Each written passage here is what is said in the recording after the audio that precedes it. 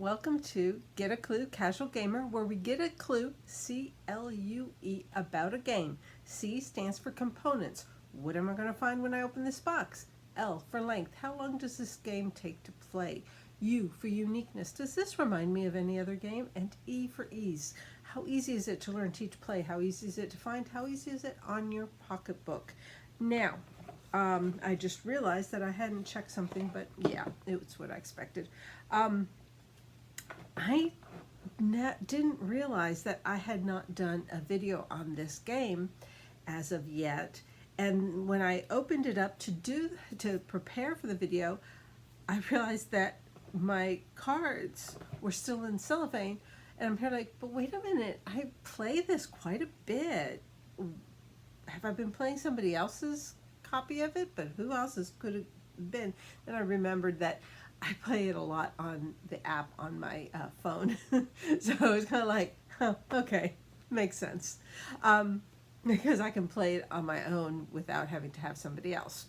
So today we're going to get a clue about the game Lost Cities.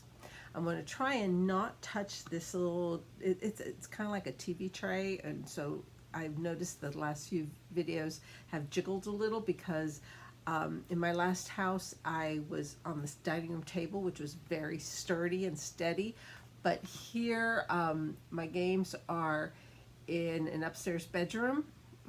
And in fact, that door opens up to the attic. So it's kind of like, and around the corner there is the door to go downstairs.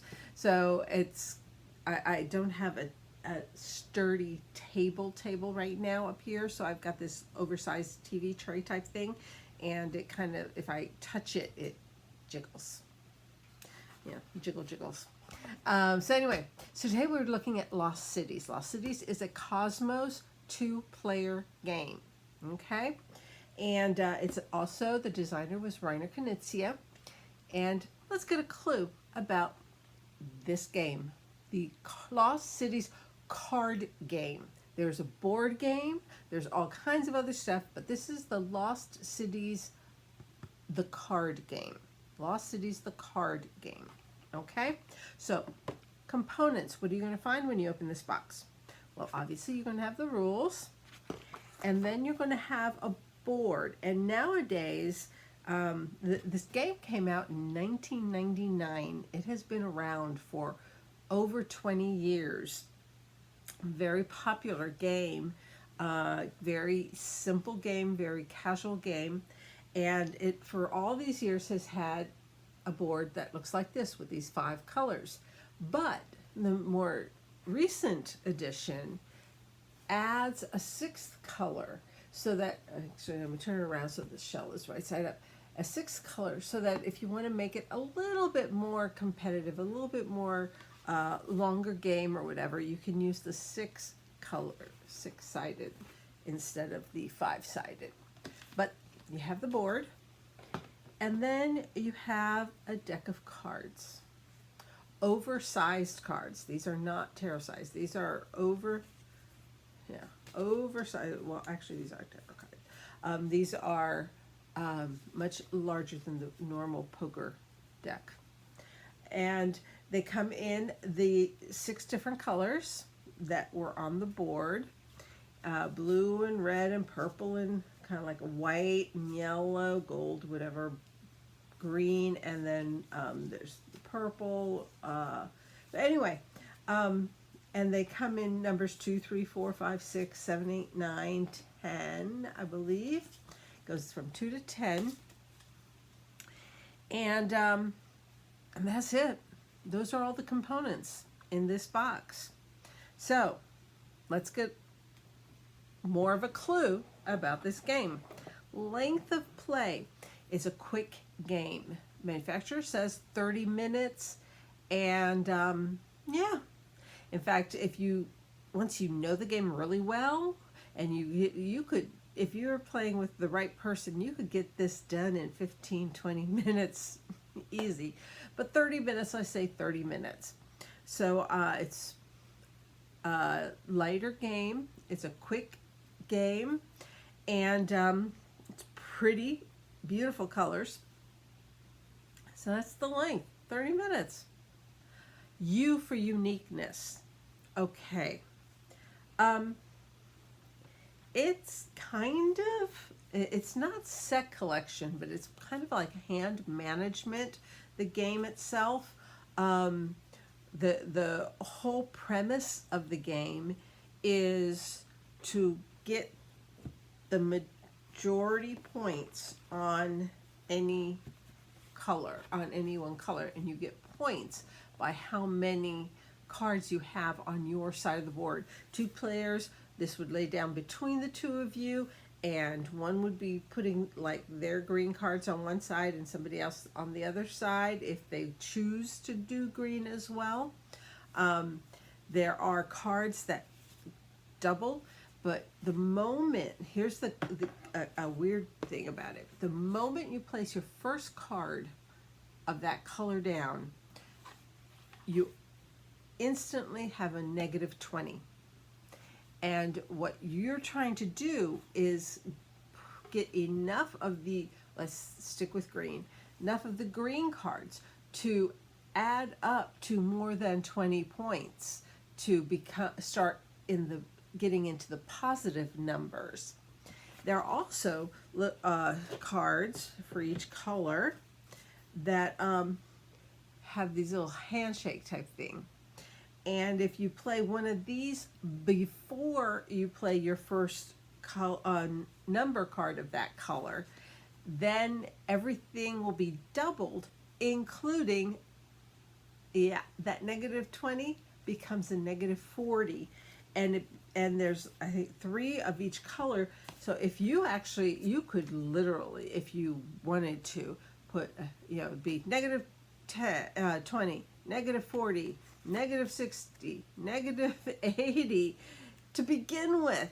But then if you have, let's say you have the 6, 7, 8, 9 of gold, that's 6, 13, 21, that's 30, and you'd be multiplying it by double, triple, quadruple. So you would be multiplying those 10 by 4, which would give you 40 points. But I would not do, I've never put 3. I've done 1, and if I have a lot of the higher number of a color, I might do 2 as well, but I've never done 3. First of all, you have to actually have them. Oh, sorry, jiggling. So uniqueness, you're just trying to have, it's almost like a full round trick taking type thing, but you really, it's not even just trick taking, because everyone can score, but you start with that negative number. The moment you decide to start on a color, it's a negative 20 plus the numbers that you're adding onto it. So it would not behoove you to start in the blue line if all you have is a 3 and a 2 in blue. That's 5. So now you're at negative 15.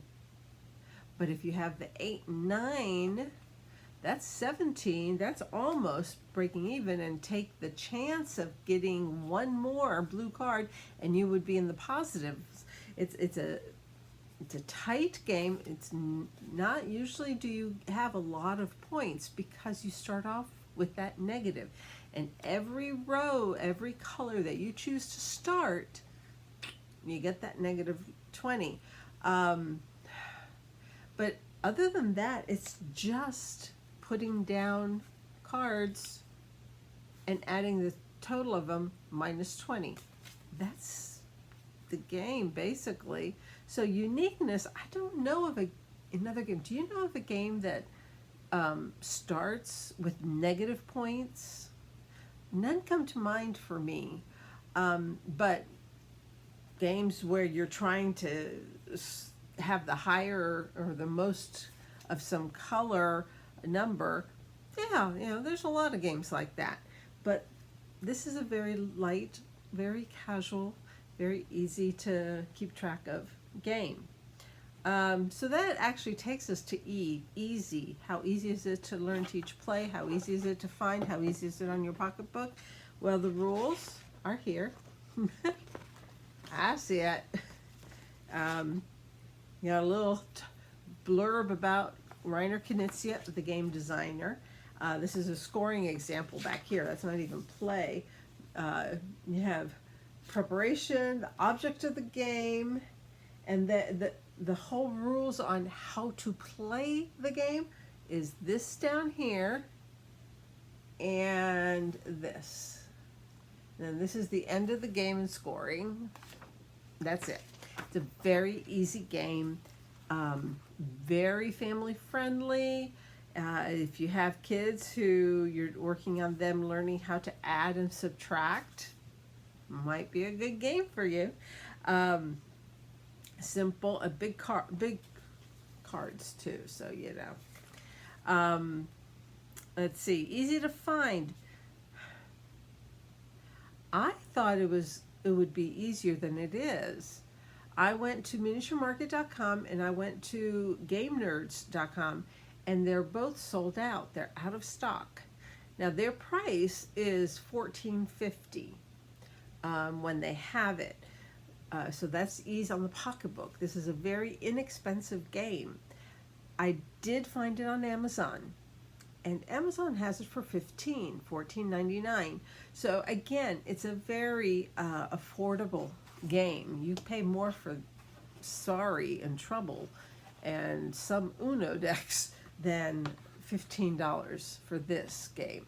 So Lost Cities is a quick game, a two-player game, beautiful, colorful, a little bit of adding and subtracting, and you'll probably find it in your friendly local game store, but you definitely can find it at Amazon, and when they restock, you should be able to get it at miniaturemarket.com and Game Nerds, N-E-R-D-Z, or Z for my Canadian friends and British, .com.